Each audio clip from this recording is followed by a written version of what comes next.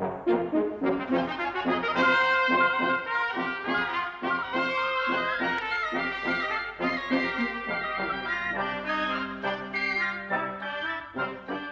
अस्सलामुअलैकुम। लो भाई, 1 महीने की छुट्टियां गुजार कर मैं लौट आया, बल्कि यूं कहना चाहिए कि तुम सब के दरमियान वापस चला आया। और कैसी अजीब बात है कि जब तक मैं पाकिस्तान में था यूं लगा कि तुमसे दूर हूं, और अब यहाँ इंग्लिस्तान आकर यूं महसूस हो रहा है जैसे मैं अपने सुनने वालों के करीब आ गया। आब्दी भाई, आपके आने की सचमुच हमें बहुत खुशी हुई। अल्लाह आब्दी भाई, मुझे भी बहुत हुई। और सिद्धू भाई, आप कुछ नहीं बोले? क्या आपको खुशी नहीं हुई? आप क्यों खामोश हैं? आबिदी भाई, मैं आपसे नाराज हूँ। हैं? आप मुझसे नाराज हैं? मेरा कसूर तो बताइए। अरे साहब, आपने कहा था कि आप 1 महीने में वापस आ जाएंगे, मगर आप 30 दिन के बाद वापस आए। सिद्धू भाई, वो तो एक ही बात हुई। 1 महीना या 30 दिन एक ही बात है। जी नहीं, एक ही बात नहीं है। वो कैसे? पिछला महीना 28 दिन का था और आपको 28 दिन बाद वापस आना चाहिए था, मगर आप 30 दिन बाद आए। ओफो, अरे भाई, 2 दिन से क्या फर्क पड़ता है? अरे साहब, बहुत फर्क पड़ता है। बताइए, क्या फर्क पड़ता है? अगर कोई आदमी कुएं में गिर जाए और आप कहें कि उसे 2 दिन बाद निकालेंगे, तो जरा सोचिए 2 दिन बाद कुएं से क्या निकलेगा। वही आदमी? जी नहीं, उसका अचार।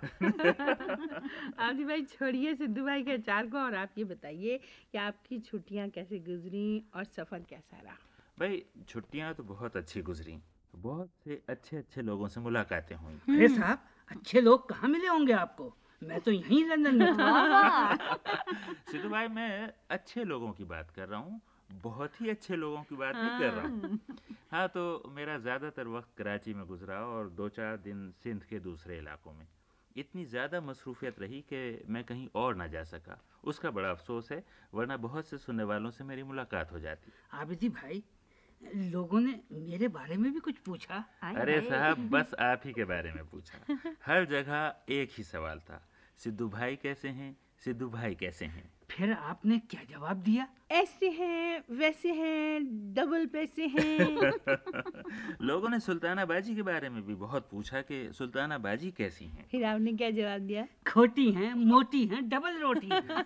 देखिए आब्दी भाई, समझा लीजिए सिद्धू भाई को। हाँ। सिद्धू भाई, समझ जाइए।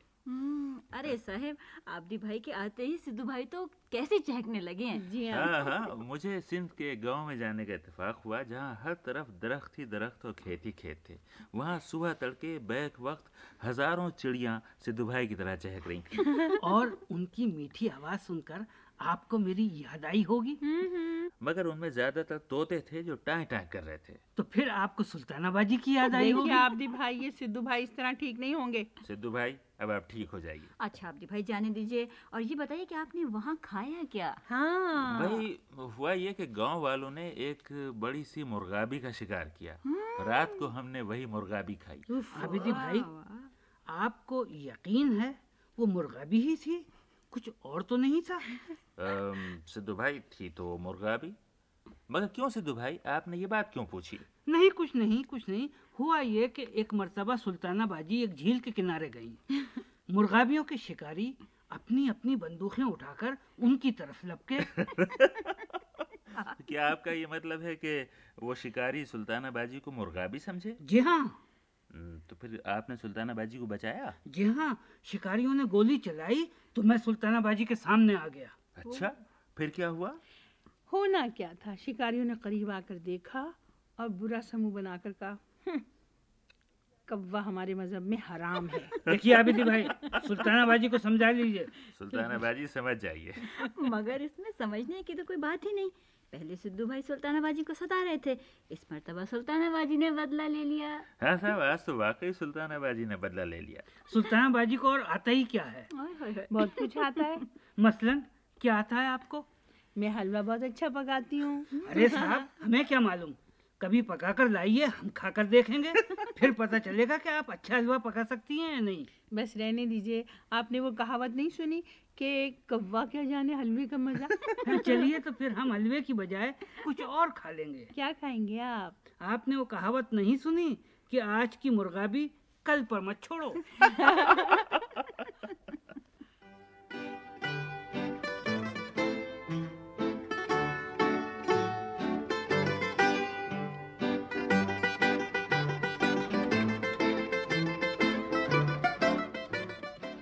लीजिए सिद्धू भाई, ज़रा ये ख़त तो सुनिए। मीरपुर ढाका से खुर्शीद अहमद लिखती हैं कि सिद्धू भाई, मेरा भाई फैयाज़ अहमद पप्पू 12 साल का है और आपका बड़ा मद्दाह है। पप्पू मियाँ को शिकार की कहानियाँ सुनने का बहुत शौक़ है। क्या आप उसे अपने शिकार के कारनामे सुना सकते हैं? अरे भाई, क्यों नहीं सुना सकते। मैंने तो करीब करीब हर जानवर का शिकार किया है। बताओ किसके शिकार की कहानी सुनाऊं? शेर की, चीते की, रीछ की, मगरमच्छ की या हाथी की? मेरा ख्याल है कि चूहे से शुरू कीजिए। लो भाई पप्पू मियाँ, सुल्ताना बाजी के इसरार पर मैं तुम्हें चूहे के शिकार का किस्सा सुनाता हूँ। हुआ ये कि एक रोज मैं सुल्ताना बाजी के घर गया। हम दोनों बैठे बातें कर रहे थे कि अचानक कमरे के कोने में कोई चीज दौड़ती हुई नजर आई। गौर से देखा तो चूहा था। खूब मोटा ताजा, बड़ी बड़ी चमकदार आंखें, गोल गोल कान, गुलाबी मुंह, उसमें सफेद सफेद दांत। वो फर्श पर आहिस्ता आहिस्ता चलता हुआ सुल्ताना बाजी की कुर्सी के नीचे आ गया और कुर्सी के पाए पर चढ़ने की कोशिश करने लगा। सुल्ताना बाजी के फरिश्तों को भी चूहे की खबर न थी, अलबत्ता मेरी निगाहें उसका पीछा कर रही थी। चूहा आहिस्ता आहिस्ता कुर्सी के पाए पर चढ़ने लगा। अब मैं बड़ी मुश्किल में पड़ गया। मसला ये था कि सुल्ताना बाजी को चूहे के मुतालिक कैसे बताऊं। अगर अचानक बता देता तो खुदा जाने क्या होता। सुल्ताना बाजी का दिल तो रहा एक तरफ, कमरे की दीवार पर लगी हुई घड़ी तक भी बंद हो जाती। चूहा कुर्सी के पाए पर चढ़ रहा था और सुल्ताना बाजी दुनिया जमाने से बेखबर बोले चली जा रही थी। अरे सिद्धू भाई, आपको खबर भी है, हमारे बाप दादा सिपाही थे और ऐसे बहादुर थे कि दुश्मन उनका नाम सुनकर कांपने लगता था। सुल्ताना बाजी, फिर तो आप खुद भी बहुत बहादुर होंगी। सुनिए तो, एक मर्तबा हमारे दादा हथियार सजाकर और घोड़े पर बैठकर दरिया के किनारे गए। अचानक झाड़ियों से एक शेर निकला और उसने दादा के घोड़े की एक टांग अपने दांतों में दबा ली। अरे साहब, इस वक्त भी एक शेर आपकी कुर्सी के एक पाए पर अपने दांत तेज कर रहा है। हाँ सुनिए तो, शेर ने घोड़े की टांग दबोची तो दादा को गुस्सा आ गया और उनकी आंखों से शोले निकलने लगे। उन्होंने झुककर अपने घोड़े की टांग की तरफ देखा। जरा आप भी झुककर अपनी कुर्सी के पांव की तरफ देख लीजिए। हाँ सुनिए तो, दादा ने देखा कि शेर उनके घोड़े की टांग चबाना चाहता है। दादा ने दांत पीसे। क्या कहा? किसके? अपने या शेर के? हाँ सिद्धू भाई, सुनिए तो, दादा ने न्याम से तलवार निकाली और घोड़े की पीठ पर बैठे बैठे शेर की कमर में ऐसा वार किया कि तलवार शेर के 2 टुकड़े करते हुए गुजर गई। और इसका इल्म उस वक्त हुआ जब शेर ने भागने की कोशिश की। वो थोड़ी दूर गया था कि उसके जिस्म के दोनों टुकड़े अलग अलग होकर गिर पड़े। आपकी कहानी खत्म हो गई? जी हाँ। तो फिर एक खबर सुनने के लिए तैयार हो जाइए। क्या खबर है? आपकी कुर्सी के नीचे एक क्या हुआ कुर्सी के नीचे? हाँ, वो दरअसल वो एक वो है। वो कौन? हाँ, कुछ नहीं, एक छोटी मामूली सी चीज है। ओहो, क्या चीज है? मुझे तो कुछ भी नजर नहीं आ रहा यहाँ। अरे साहब, वो फर्श पर नहीं है, वो कुर्सी के पाए पर है। पाए पर? जी हाँ। और अब वो आहिस्ता आहिस्ता ऊपर चढ़ रहा है। कहाँ? और अब वो घूमकर चारों तरफ देख रहा है, जैसे क्रिकेट का खिलाड़ी हिट लगाने से पहले मैदान का जायजा लेता है। और अब वो बल्ला टेक कर खड़ा हो गया। क्या दूसरी तरफ से बॉलर ने स्टार्ट लिया और अब बॉलर एम्पायर के करीब से गुजरा और उसने बहुत तेज गेंद फेंकी। क्या मतलब? मैं समझी नहीं आपकी। ओह, माफ कीजिएगा, मैं जरा जज्बात की राह में बह गया।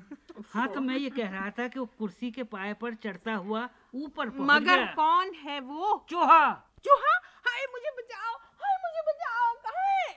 बस बचाओ बचाओ पुकारती हुई सुल्ताना बाजी कुर्सी के ऊपर खड़ी हो गई और नीचे जो देखा तो चूहा कुर्सी के ऊपर आ चुका था।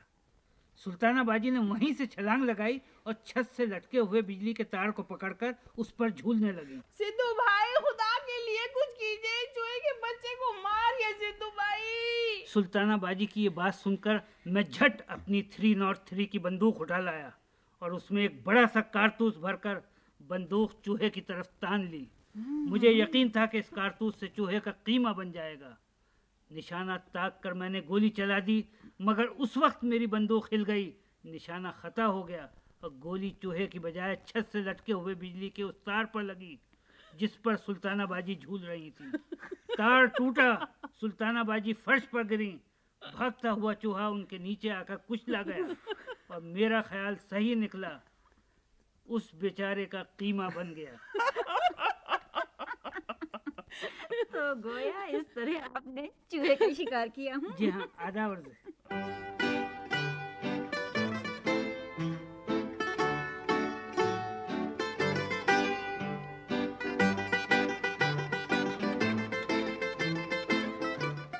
सिद्धू भाई, आपसे जब कभी कोई सवाल पूछता है एक दिलचस्प कहानी सुनने को मिलती है। आपके पास कहानियों का वाकई बहुत बड़ा जखीरा है। अरे साहब, दरअसल मेरी मालूमात इतनी ज्यादा हैं कि लोग मुझसे हर किस्म के सवाल पूछते हैं और मैं झट जवाब दे देता हूँ। अरे अरे जाने दीजिए, बस बस बस। मेरा तो ख्याल है कि सबसे ज्यादा मालूमात का जखीरा आबिदी भाई के जहन में है। जी नहीं, बहुत सी बातें आबिदी भाई भी नहीं जानते। मसलन मसलन चक्की किस तरह इजाद हुई, ये बात आबिदी भाई को भी नहीं मालूम होगी। क्यों आबिदी भाई? सिद्धू भाई, मुझे तो सिर्फ इतना मालूम है कि इंसान पहले पहल अनाज को एक पत्थर के ऊपर फैलाकर दूसरे पत्थर से उसे कूटा करता था। फिर यह हुआ कि उस नीचे वाले पत्थर में छोटा सा गड्ढा बनता गया जो बाद में गहरा होने लगा। अब इंसान को अनाज कूटने में और आसानी हुई और इस तरह पहले पहल हावन दस्ता बना, यानी ओखली और मूसल बना। सबसे पुरानी जो ओखली मिली है वो 5000 साल से भी ज़्यादा पुरानी है। मिस्र के पुराने मकबरों में और यूनानी गुलदानों पर बनी हुई तस्वीरों में दिखाया गया है कि लोग ओखली में अनाज पीस रहे हैं। फिर पुराने मिस्र और बाबिल के लोगों ने सोचा कि पत्थर उठा उठा कर अनाज कूटने में उन्हें बहुत ज़्यादा मेहनत करना पड़ती है और इंसान थक जाता है, तो क्यों ना एक पत्थर को दूसरे के ऊपर रगड़ कर उन दोनों के बीच में अनाज पीसा जाए। चुनाचे उन्होंने पहली मर्तबा सिलबट्टा बनाया और उस पर आटा पीसना शुरू किया, मगर जाहिर है कि उसमें भी बहुत मेहनत करना पड़ती थी। उसके बाद जो इजाद हुई उसने इंसान के काम को बहुत ही आसान बना दिया। पुराने यूनान और रोम के बाशिंदों ने चक्की बनाई, बिल्कुल वैसी ही चक्की जैसी हम आज तक हिंदुस्तान और पाकिस्तान में देखते हैं। इस चक्की में बहुत सा आटा बड़ी आसानी से पिस जाता था और ज़्यादा मेहनत भी नहीं होती थी। रोम वालों ने तो आटा पीसने के कारखाने खोल दिए, क्योंकि वहाँ गरीबों को रोटी मुफ्त दी जाती थी और इस काम के लिए उन्हें बहुत सारे आटे की ज़रूरत होती थी। पॉम्पे शहर के खंडरों में आटा पीसने के 20 कारखाने मिले हैं। उसके बाद फिर पनचक्की ईजाद हुई, जिसमें पानी के तेज़ बहाव की मदद से वो लोग चक्की चलाते थे और आटा किसी मेहनत के बगैर तैयार हो जाता था। पनचक्की भी गालिबन इराक़ के इलाके में ईजाद हुई और बरतानिया में 2000 साल पहले इसका रिवाज हुआ। रोम वालों ने बड़ी बड़ी पनचक्कियाँ बनाईं, जिनमें पूरी पूरी बस्तियों और शहरों की ज़रूरत का आटा तैयार होने लगा। मगर पानी से चलने वाली ये चक्कियाँ सिर्फ पहाड़ी इलाकों में चलती थीं, क्योंकि वहाँ पानी बहुत होता था और तेज़ी से बहता था। मैदानी इलाकों में ये पनचक्की बेकार थी। वहाँ के लोगों ने हवा से चलने वाली पवन चक्की बनाई। सबसे पुरानी हवाई चक्कियाँ मशरक़ी ईरान के इलाके में मिली हैं। इस इलाके में हवा हमेशा चलती रहती है और उसका रुख भी एक ही रहता है। चुनाचे लोगों ने बड़े बड़े पंखे बनाए जो इस हवा से रात दिन घूमते रहते थे और आटा पीसते रहते थे। इंग्लिस्तान में ये हवाई चक्कियाँ 11वीं सदी में राइज हुईं। पहले पहल इनमें पत्थर की चक्कियाँ लगाई जाती थीं, मगर बाद में लोहे के रोलर लगाए गए जो घूमते रहते थे और उनके दरमियान अनाज पिसता रहता था। अब नई किस्म के आटे के मिलों में भी यही लोहे के रोलर घूमते हैं जो बारीक और मोटा हर किस्म का आटा आसानी से पीस देते हैं। आजकल के मिल बिल्कुल खुदकार हैं। इंसान एक दो बटन दबाता है, बाकी सारा काम मशीनें कर लेती हैं। साहब, इस वक्त मुझे बहुत ताज्जुब हुआ। मेरी मालूमात पर? जी नहीं, खुदकार चक्कियों के जिक्र पर। सिद्धू भाई, अब तो आपको मान लेना चाहिए कि आबिदी भाई के जहन में मालूमात का जखीरा मौजूद है। अरे साहब, मेरे जहन में भी मालूमात का बड़ा जखीरा है। आप आजमा कर देख लीजिए। क्यों ना आज सारे सुनने वालों की आजमाइश कर ली जाए। मैं सवाल पूछती जाती हूँ, देखिए कौन कौन सही जवाब देता है। हाँ, पहले आप सवाल पूछ लीजिए, बाद में हम सुनने वालों को उनके सही जवाब बता देंगे। अच्छा भाई, गौर से सुनो। सबसे पहला सवाल ये है कि कुतुब जुनूबी यानी साउथ पोल पर सबसे पहले कौन पहुंचा था? और दूसरा सवाल ये है कि अमेरिका की एक रियासत का वही नाम है जो रूस की एक जमहूरिया का नाम है। बताओ वो क्या नाम है। तीसरा सवाल ये है कि किस मुल्क की पार्लियामेंट को किनेसेट कहते हैं। और चौथा सवाल ये है कि सिरके में एक तेज़ाब होता है, बताओ इस तेज़ाब का क्या नाम है। पांचवा सवाल ये है कि जिब्राल्टर का असल अरबी नाम क्या था। छठा सवाल ये है कि डबलिन कौन से मुल्क का दारुल हुकूमत है। और सातवां सवाल ये है कि किस मलका के बारे में मशहूर है कि उसने सांप से खुद को डसवाकर खुदकुशी की थी। तो भाई ये हैं आम मालूमात के सवाल। सिद्धू भाई, आप तो इन सब के जवाब जानते होंगे। जी हाँ, मेरा मतलब है जी नहीं। मगर आपको तो ये दावा है कि आपके दिमाग में मालूमात का बड़ा ज़ख़ीरा है। वो तो है, मगर शाहिदा बाजी ने बहुत मुश्किल सवाल पूछे हैं। अच्छा, ये बताइए कि इन 7 में से कितने सवालों के जवाब आते हैं आपको? जी, एक नहीं आता। हाय। पहला सवाल ये था कि कुतुब जुनूबी पर सबसे पहले कौन पहुंचा था? कुतुबुद्दीन ऐबक। जी नहीं, कुतुबुद्दीन ऐबक नहीं पहुंचा था, बल्कि नॉर्वे का मशहूर मुहिमजू रोल्ड एमंडसन 16 दिसंबर सन 1911 को कुतुब जुनूबी पहुंचा था। अच्छा, दूसरा सवाल यह है कि एक अमरीकी रियासत और एक रूसी जमहूरिया का एक ही नाम है, बताइए वो क्या नाम है? अरे साहब छोड़िए भी, नाम में क्या रखा है। चलिए अब्दुल वदूद साहब, आपकी बात हमने मान ली। माफ कीजिएगा, मेरा नाम अब्दुल वदूद नहीं है। अरे छोड़िए भी, नाम में क्या रखा है। हाँ, तो एक अमरीकी रियासत और एक रूसी जमहूरिया का मिलता जुलता नाम है जॉर्जिया। और तीसरा सवाल ये था कि किस मुल्क की पार्लियामेंट को कैनेसेट कहते हैं? अरे साहब, शेक्सपियर ने कहा है कि आप गुलाब को चाहे कुछ कहें, वो गुलाब ही रहता है। पर यही हाल पार्लियामेंट का है। अब आप लगे आए बाएं शाएं करने। कैनेसेट सिद्धू भाई इसराइल की पार्लियामेंट को कहते हैं।